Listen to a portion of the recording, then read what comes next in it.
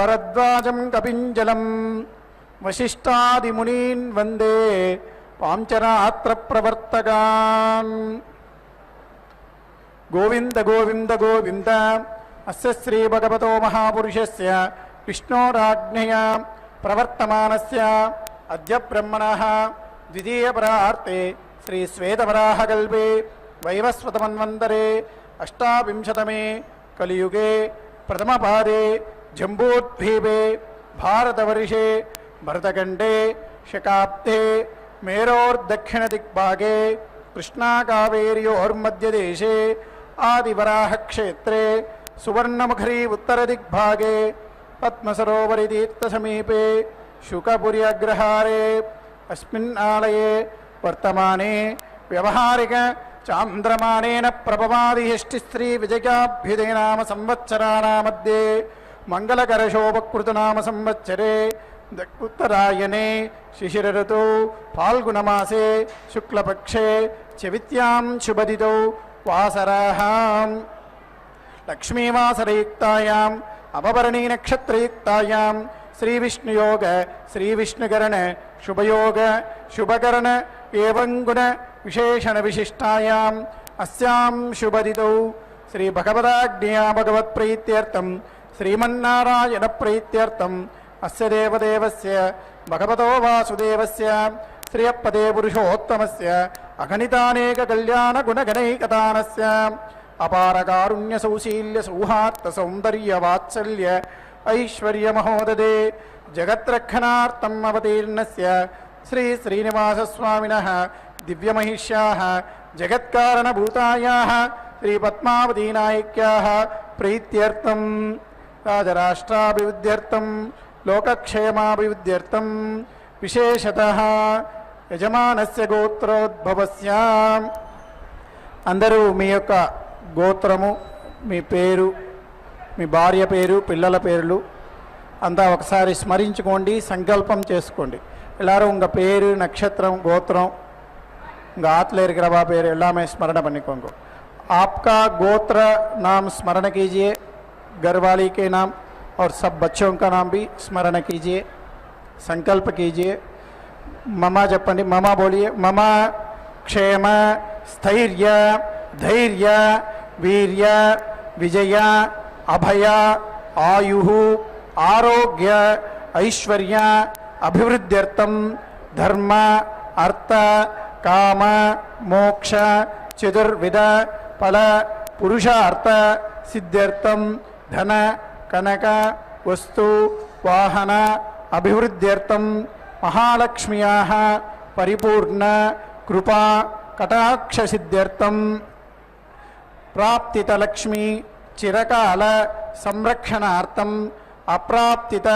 लक्ष्मी ప్రాప్త్యర్థం. మీరు దేనికోసమైతే ఈ కళ్యాణోత్సవాన్ని, ఈ సేవను సమర్పిస్తున్నారో, అమ్మవారికి చేయిస్తున్నారో ఆ యొక్క సంకల్పాన్ని ఒకసారి స్మరించుకోండి, సంకల్పం చేసుకోండి. పిల్లల కళ్యాణం కానీ, మీ యొక్క లక్ష్మీ కటాక్షం కోసం కానీ, అనుగ్రహం కోసం ఏదైనా కానీ మీరు ఒకసారి స్మరించుకోండి. విశేషంగా எதனால் நீங்கள் இந்த கல்யாணோற்சவத்தை பண்ணுறீங்களோ அந்த संकल्पத்தை ஒரு வாட்டி तायार को विज्ञापन बनूंगो. जिस कामना के लिए आप ये कल्याणोत्सव कर रहे हैं उस कामना को एक बार स्मरण कीजिए, संकल्प कीजिए. चपंडी मम मनोभीष्ट फलसिद्ध्यर्थम महालक्ष्म्याः परिपूर्ण कृपाकटाक्ष सिद्ध्यर्थम श्री अलर्मेल्मंगा समेत श्रीनिवासस्वामिनः नित्य कल्याण महोत्सवम आचार्य अनेन सहायेन कारयिष्ये वयं कुर्मः. भगवतो बलेन भगवतो वीर्येण. ఒక గంట సేపు అమ్మవారి యొక్క కైంకర్యం ఉంటుంది. ఇక్కడ కళ్యాణోత్సవ కైంకర్యము లౌకికమైన విషయాలను దూరంగా పెట్టి భగవంతుడిపైన ధ్యానంతో అమ్మవారి యొక్క కైంకర్యాన్ని వీక్షించి అమ్మవారి యొక్క కరుణా కటాక్షాలను పరిపూర్ణంగా పొందాలని కోరుకుంటున్నాను.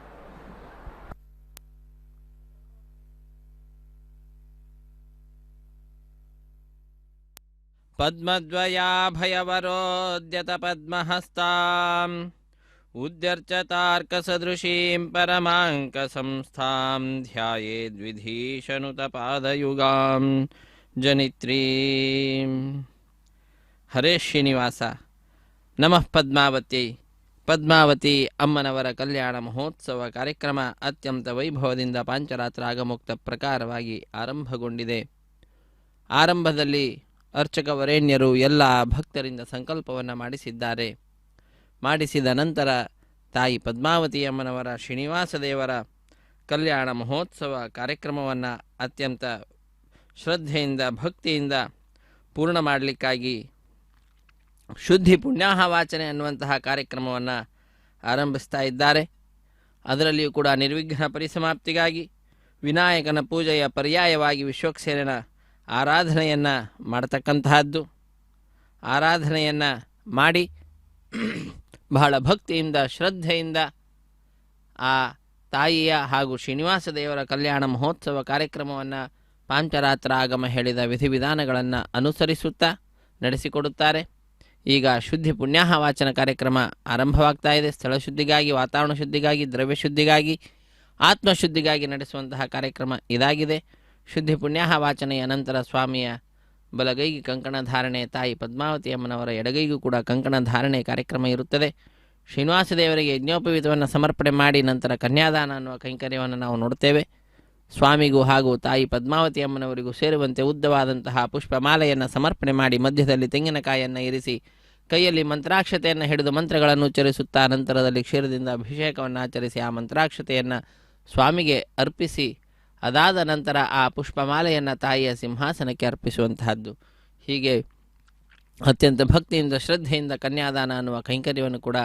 ಅರ್ಚಕ ವರೇಣ್ಯರು ಮಾಡಲಿದ್ದಾರೆ. ಅದಾದ ನಂತರ 33 ಕೋಟಿ ದೇವತೆಗಳ ಪ್ರತಿನಿಧಿಯಾಗಿ ಅಗ್ನಿಕುಂಡದಲ್ಲಿ ಅಗ್ನಿಯನ್ನು ಪ್ರತಿಷ್ಠೆ ಮಾಡಿ ಅಗ್ನಿಯನ್ನು ಸಾಕ್ಷಿಯನ್ನಾಗಿ ಮಾಡಿಕೊಂಡು ಪದ್ಮಾವತಿ ಅಮ್ಮನವರ ಶ್ರೀನಿವಾಸ ದೇವರ ಕಲ್ಯಾಣ ಮಹೋತ್ಸವ ಕಾರ್ಯಕ್ರಮವನ್ನು ಮುಂದುವರಿಸುತ್ತಾರೆ ಅರ್ಚಕ ವರೇಣ್ಯರು. ಮಂಗಳಕರವಾದ ಮಾಂಗಲ್ಯ ಪೂಜೆಯನ್ನು ಮಾಡಿ ಸ್ವಾಮಿಯ ಕೈಯನ್ನು ಮುಟ್ಟಿಸಿ ತಾಯಿ ಪದ್ಮಾವತಿ ಅಮ್ಮನವರ ಕೊರಳಿಗೆ ಮಾಂಗಲ್ಯ ಧಾರಣೆ, ಮಾಲಾ ಪರಿವರ್ತನೆ ಅನ್ನತಕ್ಕಂತಹದ್ದು, ಅಕ್ಷತಾರೋಪಣ ಕಾರ್ಯಕ್ರಮ, ಕರ್ಪೂರ ನಿರಾಜನ, ಹೀಗೆ ಅತ್ಯಂತ ವೈಭವದಿಂದ ವೇದ ಪಂಡಿತರು ವೇದ ಮಂತ್ರಗಳನ್ನು ಪಾರಾಯಣ ಮಾಡ್ತಾ ಇದ್ದರೆ ಆ ವೇದ ಪಾರಾಯಣವನ್ನು ಕೇಳುತ್ತಾ ನಾವೆಲ್ಲರೂ ಕೂಡ ಈ ವಿಶಿಷ್ಟವಾದಂತಹ ಕೈಂಕರ್ಯವನ್ನು ವೀಕ್ಷಿಸಲಿದ್ದೇವೆ. ವೇದ ಪ್ರತಿಪಾದ್ಯನಾದಂತಹ ಆ ಸ್ವಾಮಿಯನ್ನು ಯಾವಾಗಲೂ ಕೂಡ ವೇದಗಳಿಂದಲೇ ಸ್ತುತಿಸ್ತಕ್ಕಂತಹದ್ದು. ಸದಾಗಮೈಕ ವಿಜ್ಞೇಯಂ ಸಮತೀತಕ್ಷರಾಕ್ಷರಂ ಅಂತ ಜ್ಞಾನಿಗಳು ಮಧ್ವಾಚಾರ್ಯರು ತಿಳಿಸ್ತಾ ಇದ್ದಾರೆ. ಅಂತಹ ಆ ನಾರಾಯಣನನ್ನು ಸದಾ ಒಂದೇ ನಿರ್ದೋಷ ಶೇಷ ಸದ್ಗುಣಂ ಅಂತ, ಯಾವುದೇ ವಿಧವಾದ ದೋಷಗಳಿಲ್ಲ, ಅನಂತ ಕಲ್ಯಾಣ ಗುಣ ಪರಿಪೂರ್ಣನಾಗಿದ್ದಾನೆ, ಸದಾಗಮಗಳಿಂದ ಮಾತ್ರ ವಿಜ್ಞೇಯನಾಗಿದ್ದಾನೆ, ದುರಾಗಮಗಳಿಂದ ಎಂದೂ ಕೂಡ ವಿಜ್ಞೇಯನೇ ಅಲ್ಲ.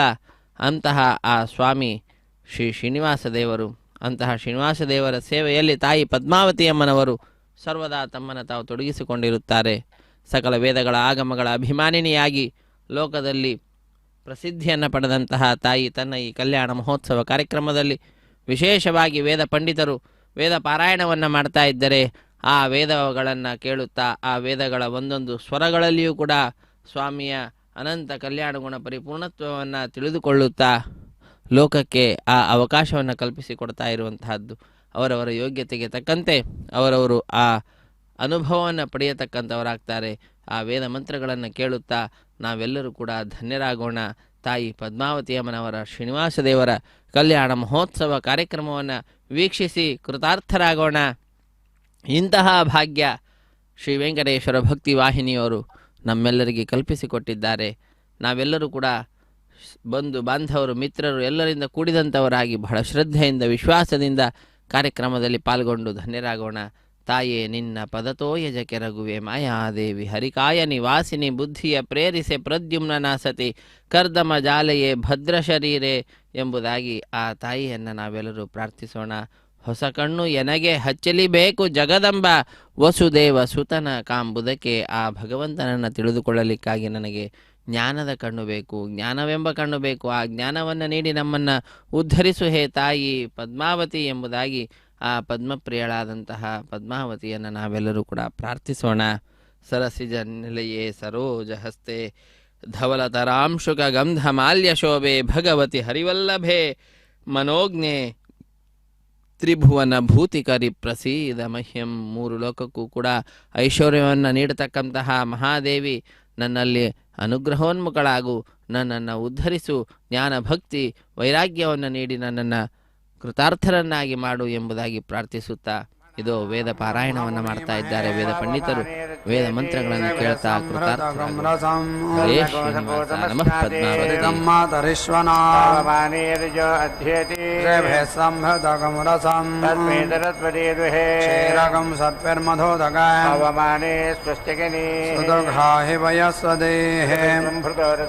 ಬ್ರಾಹ್ಮಣೇ ಸಮೃತಗಂ ಸಮರ್ಥಕೆಂದುನಃ देवैः समाभृताः स्वस्तिकदेहि घटश्च्युतः ब्राह्मणे सुमृतकं हितेन देवा पवित्रेण आत्मानं पुनते सदा सहस्रधारेण पावमान्यः पुनन्तु माजापत्यं पवित्रं सदाद्यामगं हिरण्मयं तेन ब्रह्मविदो वजातं ब्रह्म पुनीमहे सुनीति सह मा पुनातु सोमस्वस्त्या वरुणः समीच्या राजा अप्रवृणाभिपुनातु वेदामोर्जयन्त्या पुनातु भूर्भुवस्सुवः संयोरावृणीमहे यज्ञपदये स्वस्तिरस्तुनः स्वस्तिर्मानुषेभ्यः ऊर्ध्वञ्जिगातु भेषज शन्नो अस्तुद्विपदे पुष्पदे ॐ शान्तिः शान्तिः शान्तिः.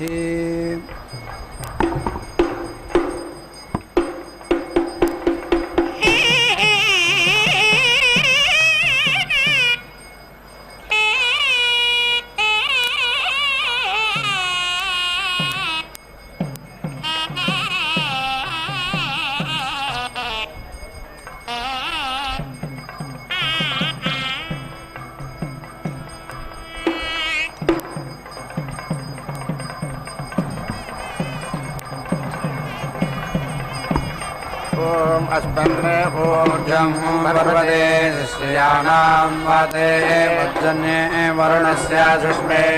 अध्ययितदेभ्यः ओषधेभ्यगित्योषधेभ्यः वनस्पतिभ्य इति वनस्पतिभ्यः अदिति संभृतामति संभृतां तां नायिषम् ऊर्जं दत्तामरुतः संवराणा इति संवराणाः अस्मन्ने क्षुत अमं ते सुगरुच्छतो विष्मः समुद्रस्य अवागया अग्ने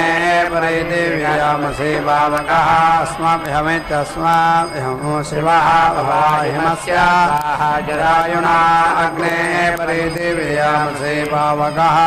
अस्मभ्यमित्यस्माभ्यं शिवः भव उपेदेज्मन्ने उपेदे वेदसे अवत्तरमित्यवतरम्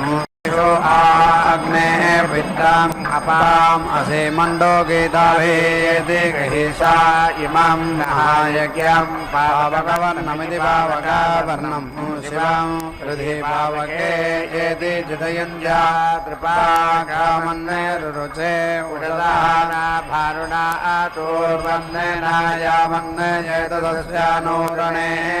यदीया गृहेणाचतृषाणः अजरः अग्ने पावकारोचिषा मन्द्रया देवाजिह्वया येति देवान् यक्षीता सह नः पावकादिदिवः अग्ने देवान् यति वः उपेति यज्ञम् अविहितानः अपा इदं न्ययनमिति निअयनं समुद्रस्य निवेशनमिति निवेशनम् अन्यं ते अस्मदे तपन्तो हे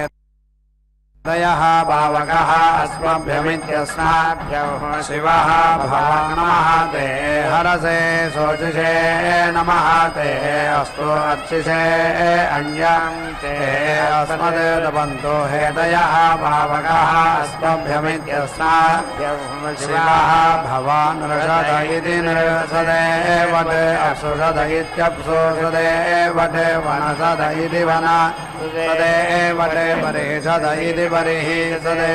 वटे सुवर्वित इति सुवः वटे ये देवाः देवानां यज्ञियानां संवत्सरेणमिति संवत्सरेण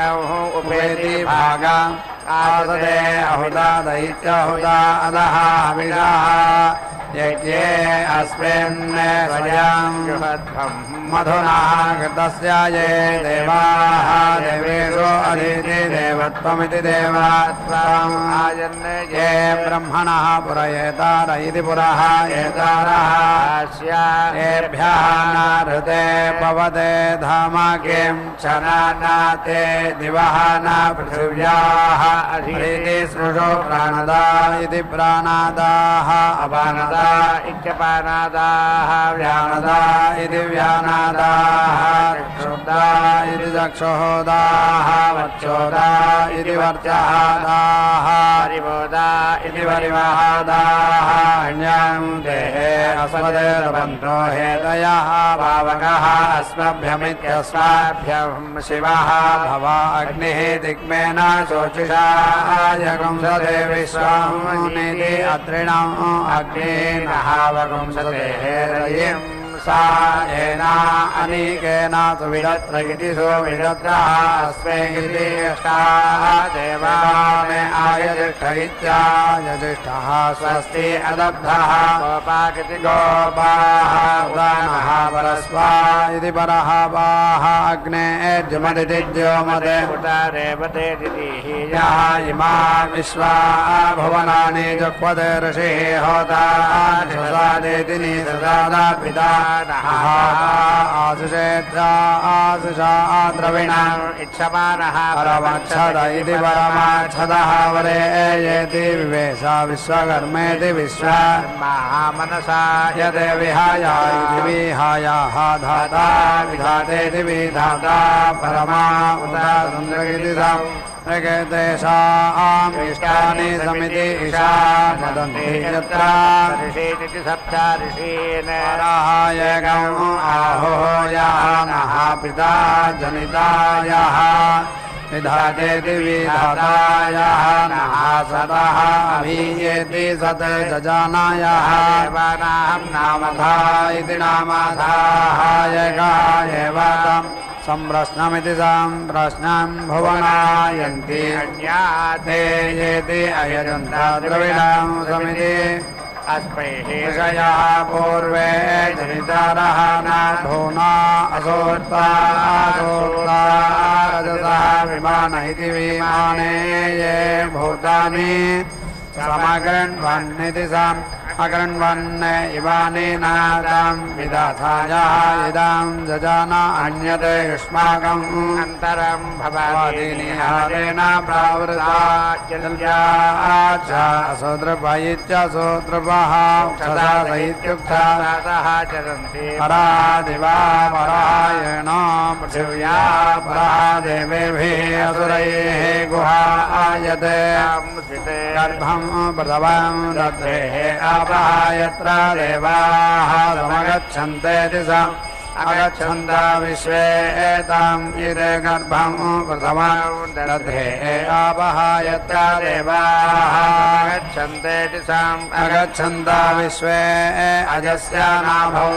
अधीति एकम् अर्पितम् यस्मिन् इदं विश्वं भुवनम् अधीति विश्वकर्मेति विश्वकर्मा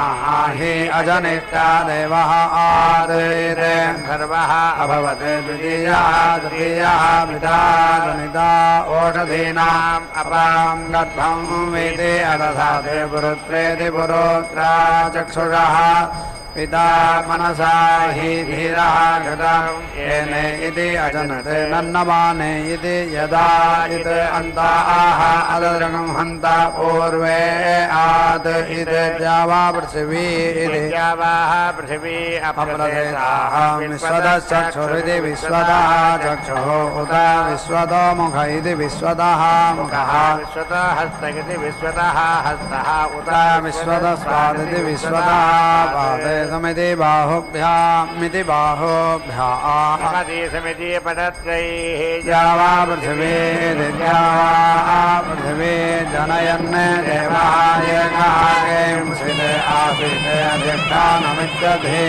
सारम् आरम्भणमित्यारम्भणम् कथमते सुतेकेम् आसीत् यदि भूमिं जनयन् विश्वकर्मेति विश्वकर्माविदित्याम् महिना विश्वचक्षा इति विश्वचक्षाः किं शिवेवनं कः सः वृक्षः आसीत् यतः पृथिवी द्यावा पृथिवी निष्ठदक्षरदिनिः तदक्षो मनीषिणः मनसा वृक्षता यत् तद् यत् अध्यतिष्ठतित्यधि अधिष्ठते भुवनानि जाते धामानि परमाणि या अवमाया मध्यमा विश्वकर्मण्यति विश्वकर्मण्ये उत इमा शिक्षा सखिभ्यैति सखेभ्यः हविषेषा वैति स्वधावयं यजसातनवः वाजावतिं विश्वकर्माणमिति विश्वकर्माणम् उदये मनोयुजमिति मनः युजं वाजे अद्य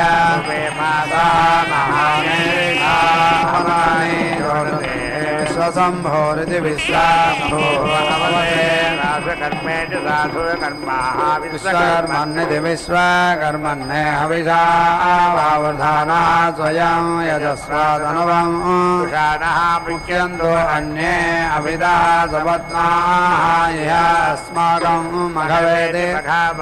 सूर्ये अस्तो विश्वकर्मण्यति विश्वकर्मण्ये हविषा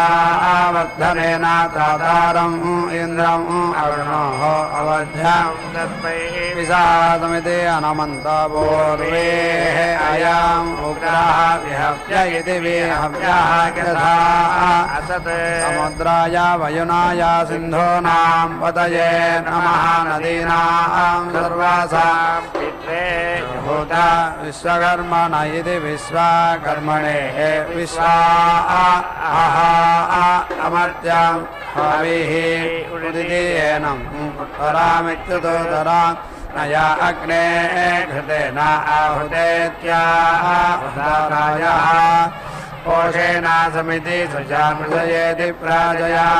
चाधनेन इन्द्र इमं पतरामिति प्रातरां कृधि सुजातानामिति सातानाहम् असते वशी समिति एनं वर्चसा सुजादेवेभ्यः भागधा इति भागधाः असते यस्य पुनः हविः गृहे तम् अग्ने वर्धया त्वं तस्मै देवाः अधीते प्रपन्ने अयं च ब्रह्मणः पदिः उदिति ऊर्ध्वा विश्वे देवाः अग्ने भरन्तो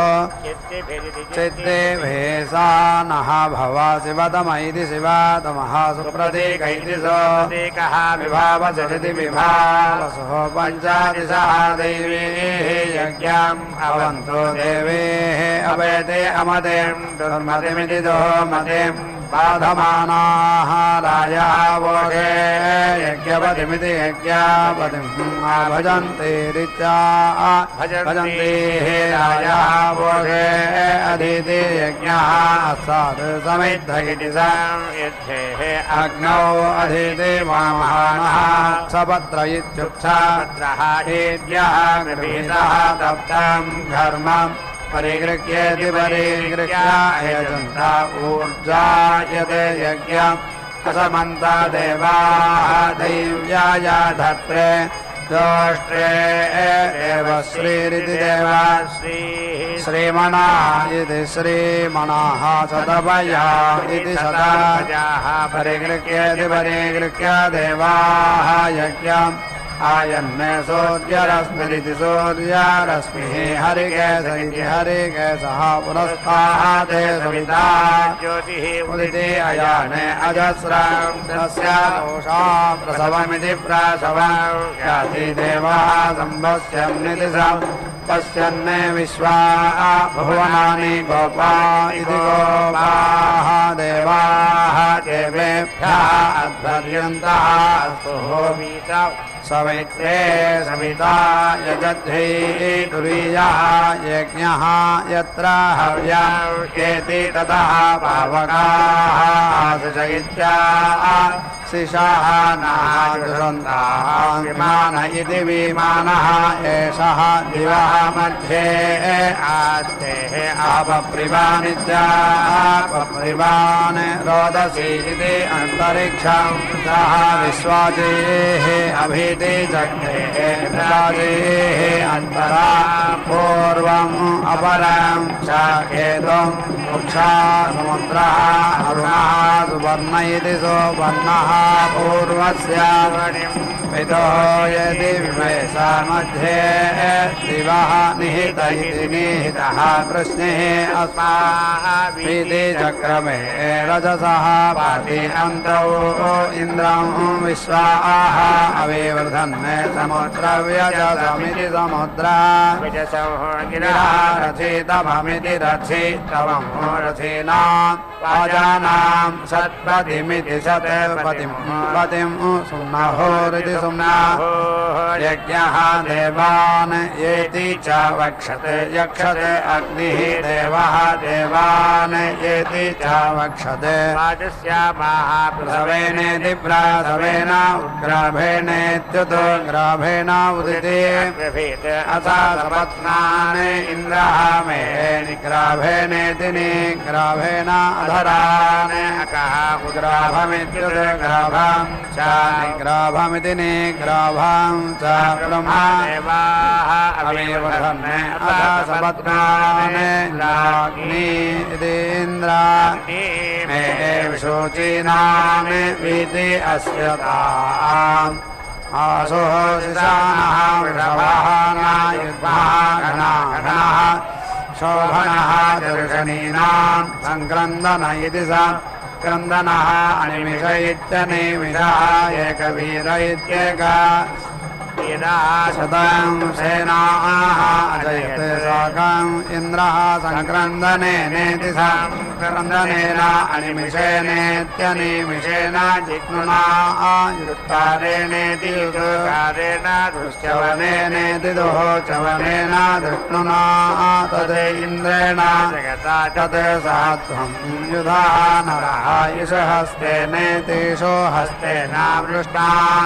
सह इषहस्तैरितेषो हस्तैः सह निषङ्गिभिरिति निषङ्गे वशी सग्रसृष्टेति स षट्टाः सह युधा इन्द्रः गणेन सचिदिति सकं सृष्टाचिरे सोमवा इति सोमवाः बाहुशक्तीति बाहु ऊर्ध्वधन्वेत्योर्ध्वधन्वाः प्रतिहिताभिरिति प्रतिहिताभिः अस्ताः बृहस्पते परिदीयेन रक्षो हेति रक्षः अमीवान् अपबाधवान बाधमानः प्रभञ्जन्निति प्रभञ्जन्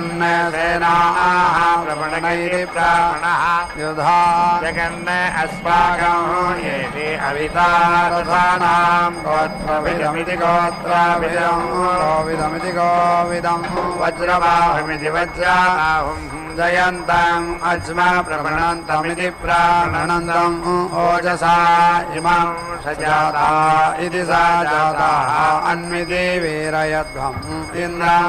सखायः अनुसमिति रभध्वम् बलविज्ञाय इति बलविज्ञायः सविरः प्रवीर इति प्रवीरः सहमानः उग्रः अभिवीर इत्यभिवीरः अभिसत्त्वेत्यभि सत्वा सहोजा इति सहः चैत्रं इन्द्ररथं येति तिष्ठा गोविदिति गोविदे गोत्राणि सहसा गाहमानः अदायः वीरः शतवन्यरिति सदा इन्द्रः दुश्च्यवन इति दोचवनः प्रदनाशाट् अयोध्याः अस्माकं सेनाः अवतोप्येति युत्स्विति युतसो इन्द्रः आसां नेता बृहस्पतिः दक्षिणा यज्ञः पुरायेतो सोमः देवसेनानामिति देवसेनानाम् अभिभञ्जतीनामित्यभिभञ्जतीनां जयन्तीनाम् मरुतः यन्तो अग्रे इन्द्रस्पृष्णः वरुणस्य राज्ञः आदित्यानाम् मरुतां श्रद्धा उग्रां महामनसामिति महामनसां भुवनच्छवानामिति भुवना शवानां घोषः देवानां जयता उदिति अस्साते अस्माकम् इन्द्रः समृतेष्विति समृतेषु ध्वजेषु याः ईशावः ताः जयन्तु।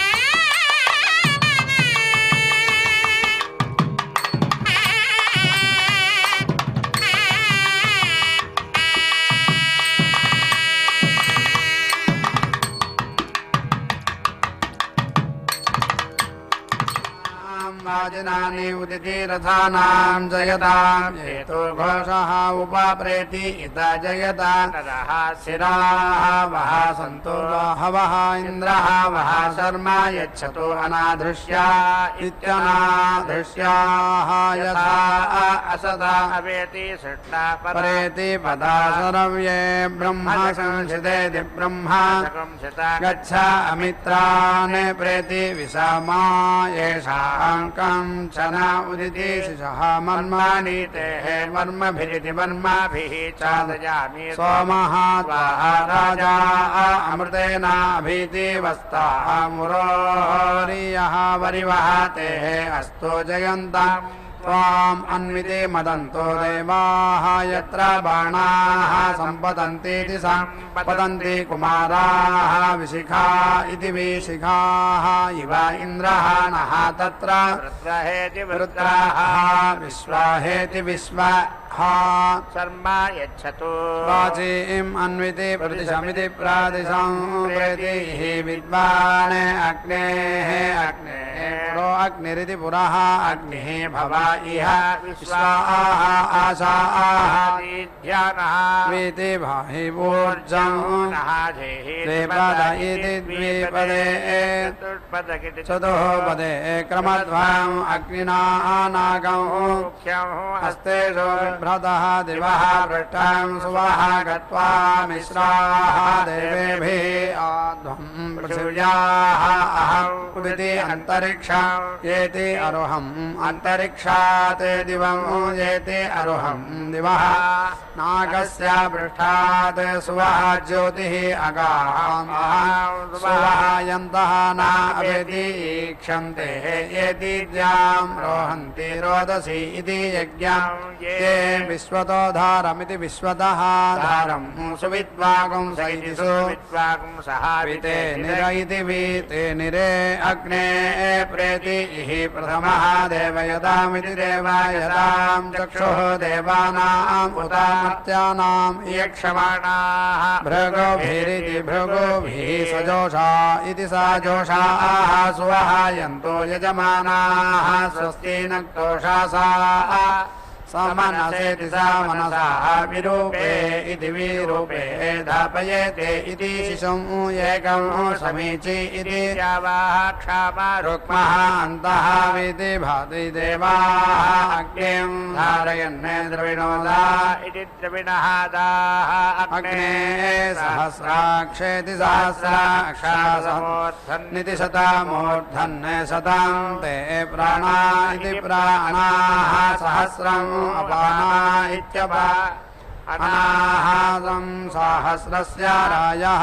ईशिषे तस्मै ते विधेमा वाजाय स्वाहा सुपर्ण इति सुपन्नः स्वीकरुत्माने पृथिव्यां सीता पृष्ठे पृथिव्याः सीता भासा अन्तरिक्षं येति प्रणज्योतिषा दिवम् उदिति सभाना तेजसा दिशः उदिति दृगंह आजुह्वान इत्याजुह्वानः सुप्रतीक इति सुप्रतीकः पुरस्तात् अग्ने स्वां योनिं येति सीदासाध्या अस्मिन् सधस्थ इति सधाथेः अधीति उत्तरस्मिन्नित्युदोदरस्मिन् विश्वे यजमानः च सीदता प्रेद्ध इति प्रायतः अग्ने मे दीदिः पुरः नः अजस्रया सूर्म्या यविष्ठात्वां दस्वन्तः उपेदीयन्ति वाजाः विधेमते परमे जन्मन् अग्ने विधेमा स्तोमैः अवरे सधात्थ इति सधाथेः यस्मात् योनेः उदारिथेत्युत आरिथा इति प्रेति त्वेति हविगुंषे समित इति तां सवितुः वरेण्यस्य चित्रां येति अहं प्रणे सुमतिमिति सुमतिं विश्वजन्यामिति विश्वजन्याम् अस्य कन्वः दुहते प्रपीनामिति प्रापीनां सहस्रधारामिति सहस्रधारां पयसा महीं गां सप्ताते अग्ने सप्ता जिह्वाः सप्तार्षयः सप्ताधामा प्रियाणि सप्ताहोत्राः तथेति सप्ताधात्वा यजन्ति सप्तायोनिः येति प्रणस्वा घटेन ईदृङ् च अन्यादृङ् च एतादृङ् च प्रतिदृङ् प्रतिदृङ् च मिदः च संमिद इति संमिदः च सभरा इति सभराः शुक्रज्योतिरिति शुक्र ज्योतिः च चित्रज्योतिरिति चित्रज्योतिः च सत्यज्योतिरिति सत्यज्योतिः च ज्योतिष्मान् च सत्यः च ऋतवा इत्यर्थः च अत्यगमः इत्यति अगमः ऋतजिदित्यजित् च सत्यजिदिति सत्याजित् च सेनजिदिति सेनाजित् च सेना च अन्त्यमित्र इत्यन्ति अमित्रः च दूरे अमित्र इति दूरे अमित्रः च गणः ऋतः च सत्यः च ध्रुवः च धरुणः च धर्ता च विधर्तेति विधर्ता च विधारय इति विधारयः ईदृक्षासः एतादृक्षासः ओस्विति नः सदृक्षासः प्रतिसदृक्षास इति प्रति दृक्षासः येति इतनामितासः च संमितास इति संमितासः च नः ऊतये सभरस इति सभरसः मरुतः यज्ञे अस्मिन् इन्द्रं दैवीः विषः मरुता अनुवर्त्मान इत्यनो वर्त्मानः यथा इन्द्रं दैवीः विषः मरुतः अनुवर्त्मान इत्यनो वर्त्मानः एवम् इमं यजमानं दैवीः च मानुषीः च अनुवर्त्मान इत्यनो वर्त्मानः भवन्तु इव भवति प्रतीकं यद् वर्मी याति समधामिति सामदा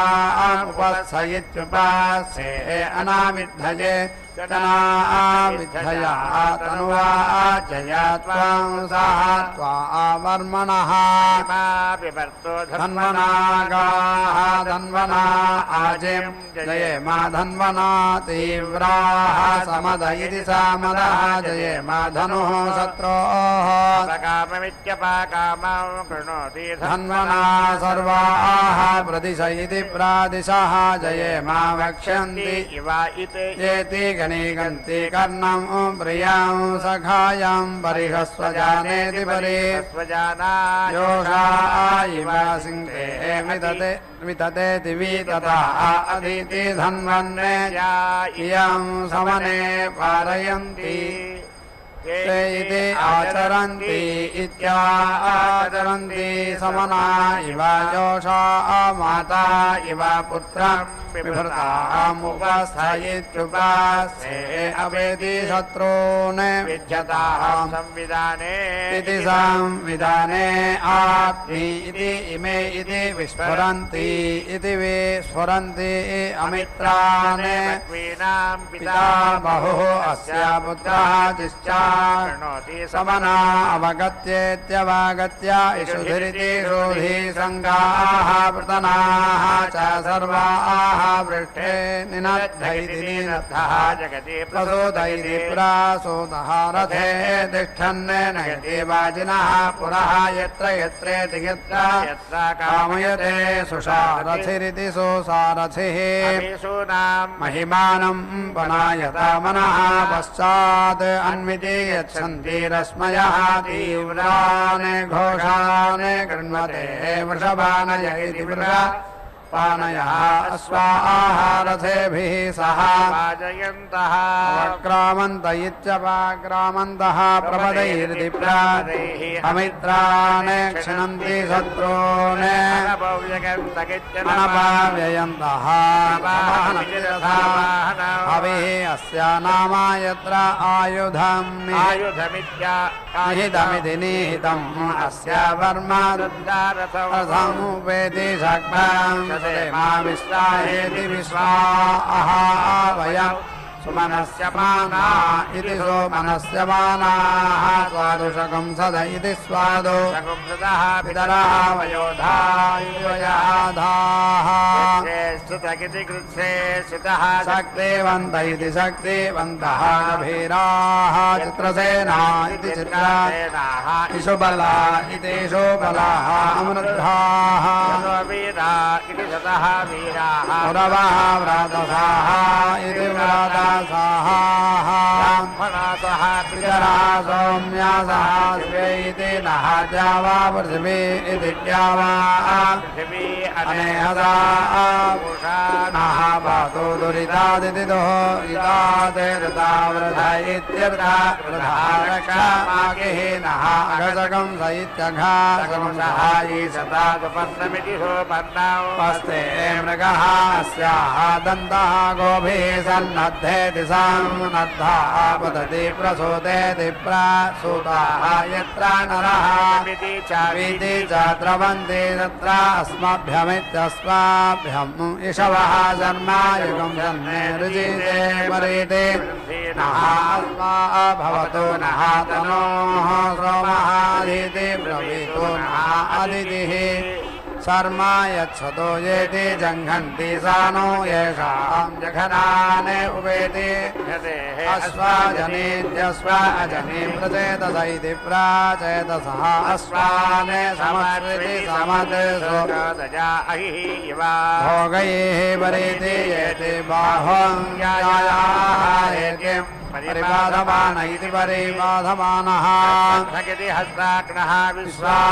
वयुनानि विद्वाने पुमाने पुमाकं सम्परीति पादो विश्वतः वनस्पते वेड्वङ्ग इति वेडो अङ्गः हे भूयाः अस्मत्सखेत्यस्मदे सखाः प्रतरण इति प्रतरणः सुवीर इति सुवीरः सन्नद्ध इति सन्नद्धः अशीवीरगे स्वास्थातेत्या जयतो जयत्वानि दिवाः पृथिव्याः परिधि वनस्पतिभ्य इति वनस्पतिभ्यः आवृतमित्यावृतं सह अपाञ्ज्वानं परिधि गोभिः आवृतमित्यावृतम् इन्द्रस्य वज्रं हविषा रथं यजा इन्द्रस्य वज्रः मरुताम् अनेकम् मित्रस्य गर्भः वरुणस्य सा इमान्नः अव्यदातिमिति हव्यादातिम् कृषाणा देवा तथा प्रतीति हव्यागृभाया उपेति पृथिवीम् उदाद्यां पुरुत्रेति पुरुत्रात् मनुताम् वीक्षितमिति जगते सह दुन्दुभेः यजोरिति साजोः इन्द्रेण देवैः दूरात् श्रेयोवसीया यत्सम्भूतं भूतं यत्र केतुप्रभानाभान् सम्भान् ज्योतिष्मागस्तेजस्वानादभक्तिस्तपन्नभितपन्ने रोचमानः शोभन शोभमान कल्याणः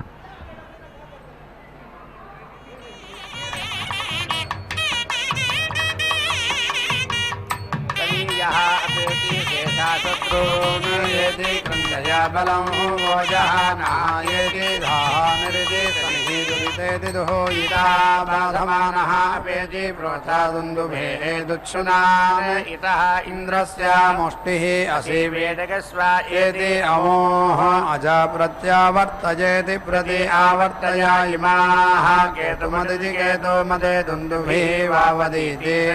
अश्ववर्णा इत्यश्ववर्णाः चरन्ति नः नरः अस्माकम् इन्द्रारथिनः जयन्तो यत् अक्रन्दः प्रथमं जायमानः उद्यन्नित्युतो यन् समुद्रात् उत वा पुरीशात् सेनस्य पक्षा हरिणस्य बाहु इति उपस्तोत्यमित्युपस्तोत्यं महि जातं ते अर्वन्नयमेन दत्तं त्रितः येनम् आयुनक इन्द्रः येनं प्रथमः अतिष्ठते गन्धर्वः अस्य रसनाम् अगृह्णात् सूरात् अश्वं वसवः निरिति अदष्ट असि यमः असि आदित्यः अर्वन् असि त्रितः गुह्येन वृतेन असि सोमेन विपृक्त इति विपृक्तः आहो ते त्रीणि दिवि बन्धनानि त्रीणि ते आहो दिवि बन्धनानि त्रीणि अप्सित्य पूषु त्रीणि अन्तः समुद्रे उत इव मे वरुणः छन्सि अर्वन् यत्र ते आहो परमं जनित्रम् इमा ते वाजिन् अवमार्जनानीत्यवार्जनानि इमा सभाना सनितो निधानेति निधाना अत्र ते भद्राः रसनाः अवश्यं मृतस्य याः अभिरक्षन्तीत्यभिरक्षन्ति गोपा इति गोपाः आत्मानं ते मनसा आरात् अजानाम् अवः दिवा पतयन्तं पतङ्गं शिरः पश्यं पथेभिरिति पथेभिः सुखेभिरिति सुखेभिः रेणुभिरित्य रेणुभिः जयमानम् पतत्री अत्र ते रूपम् उत्तममित्युत्तमम् अवश्यं जिगीषमाणं किशायेति पदे गोः यदा ते मर्तः अन्विति भोगम् आनट् आत् इति ग्रसिष्ठः ओषधीः अजीकः अन्विति स्वाहा रथः अन्विति मर्यः अर्वन् अन्विति गावः अन्विति भगः कनीनाम् अन्विति व्राता सह तव सख्यम् इयो अन्विति देवाः ममिरे वीर्यं ते हिरण्यशृङ्ग इति हिरण्य अयः अस्य पादाः मनोजवा इति मनः जवाः अवरः इन्द्रः आसीत् देवाः इति अस्याहविरज्यमिति हविः अद्यम् आयन्मेयः अर्वन्तं प्रथमः अध्यतिष्ठदित्यधि अधिष्ठते ईर्मान्तास इति ईर्मान्तासः शिलिकामध्यमास इति शिलिका मध्यमासः समिति सूरणासः दिव्यासः अत्याः कंसाः इव श्रेणिश इति श्रेणी यतन्ते यत् आक्षिषुः दिव्याम् अज्वम् अश्वाः तव शरीरं पदकृष्णो अर्वन् तव चित्तौ पातः इव ध्रजिमान् तव शृङ्गानि विष्ठिते दिवि सिदा पुरुत्रेति पुरुत्रा अरण्येषु पुराणाः चरन्ति उपप्रेति अगात् ससनं वाजी अर्वा देवद्रीजा मनसा देवद्री चेति देवद्रीजा मनसा ध्यानः अजः पुरः नीयते नाभिः अस्य अन्विति पश्चात् कवयः यन्ति रेभाः उपाप्येति अगात् परमं यदे सधत्समिति सधत्सं अर्वान् अच्छ पितरं मातरं च अद्य देवान् जुष्टतम इति जुष्टतमः हि गम्याः अथ येति शास्ते दासुषे वा वार्याणि मानः वरुणः अर्यमा आयुः इन्द्रः भुक्षा इच्रभोक्षाः मरुतः परीति वाजिनः देवजातस्येति देवाजातस्य प्रवक्ष्याम इति प्रवक्ष्यामः विदथे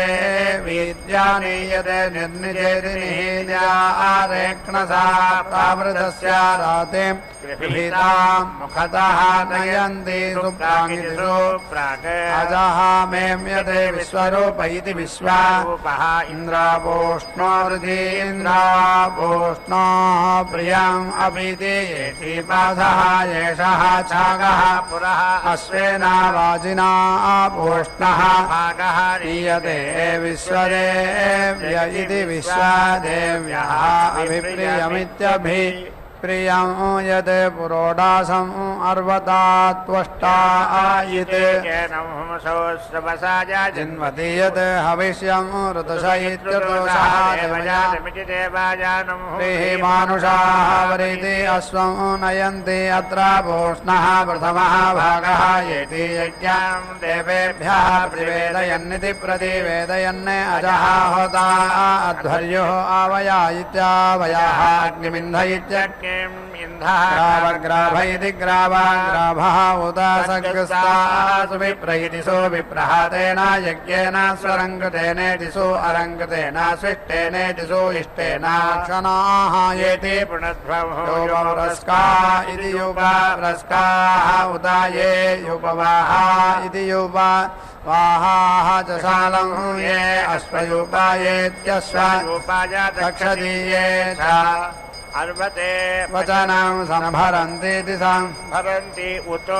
इति पूर्णाहुतिमुत्तमाञ्जुहोति सर्वं वै पूर्णाहुतिः सर्वमेवाप्नोति अथो इयं वै पूर्णाहुतिः अस्यामेव प्रतिष्ठति नारायणाय विद्महे वासुदेवाय धीमहि तन्नो विष्णुः प्रचोदयात् स्वाहा महादेव्यै च विद्महे विष्णुपत्न्यै च धीमहि तन्नो लक्ष्मी प्रचोदयात् स्वाहा